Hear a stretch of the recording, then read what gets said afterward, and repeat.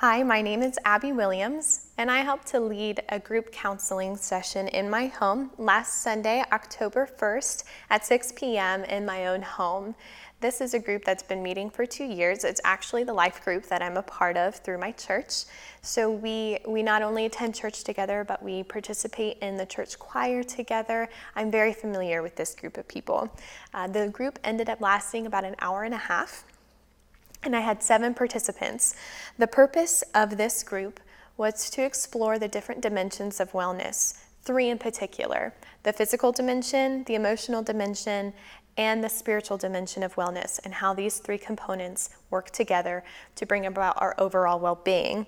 My role prior to this group, my husband and I host this group on a weekly basis. Sometimes we'll lead the Bible studies, and other times we're just participants. My goal, though, in this specific group was to lead a group-led group by facilitating questions for further discussion. The progression of the group began with a round. I posed the question, what does wellness mean to you, and what does it mean to have a good well-being? So we went around the group to each of the 7 members, and they answered that question.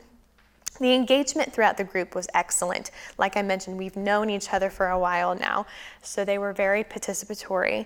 But this is a social group that has met for 2 years, but I tried to posture this lesson as a discussion group. One member did contribute a lot of discussion during the meeting, and another was a bit distracting just because we were so comfortable with one another. So there were several times that I had to course correct and bring us back on track. We discussed those 3 dimensions, as I mentioned, but the most engagement was actually from the emotional side of wellness when we discussed stress in particular and how that impacts our wellness. Some skills I exercised during this time was lots of questioning and engaging in that capacity. I also did some mini lecturing and information giving, which this is an area that we'll talk about a little later. And I did a lot of active listening as I heard from members, and we expounded upon what they said.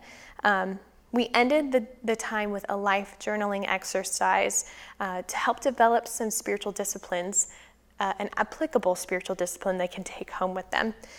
In a self-assessment, as I mentioned before, there were a couple of distracting members, so I did have to use some cutting off skills and be strategic about that timing. Most of the time, I would clarify as a means to cut them off. Some positives: I felt very comfortable in this group setting and felt well prepared. They were very receptive of what I had to say. The mini lecturing, as I mentioned before, is an area I need to be cautious of.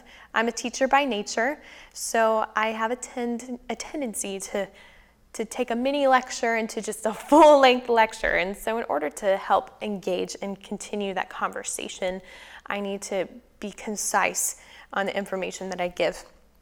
And we ended with a meaningful activity, which was great. It really was a great activity that everyone had a great response to and felt that this was an activity they could take into their everyday lives. I would have done the round at the beginning a little differently. It seems that after a couple of people answered the question, the answers started sounding very similar, and we lost a little bit of momentum in that regard.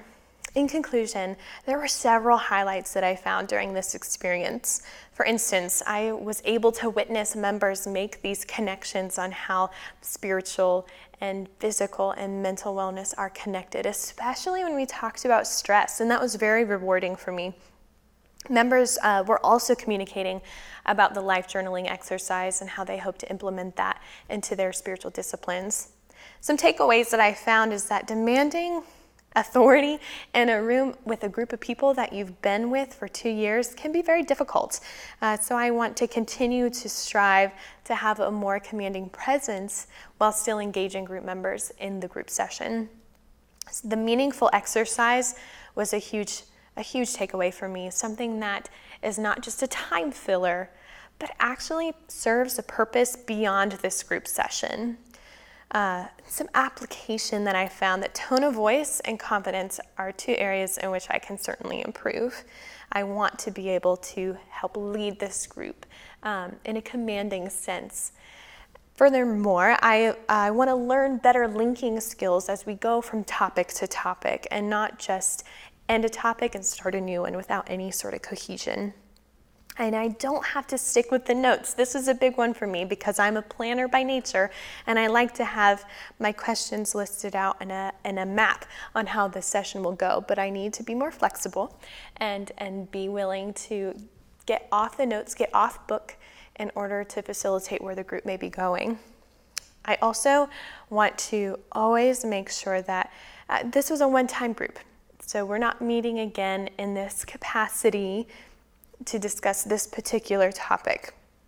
But if I'm a part of an ongoing group, if I'm leading an ongoing group, I want to make sure that the material that I present is individualized and purposeful.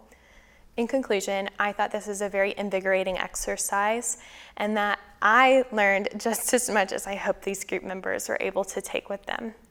Thank you.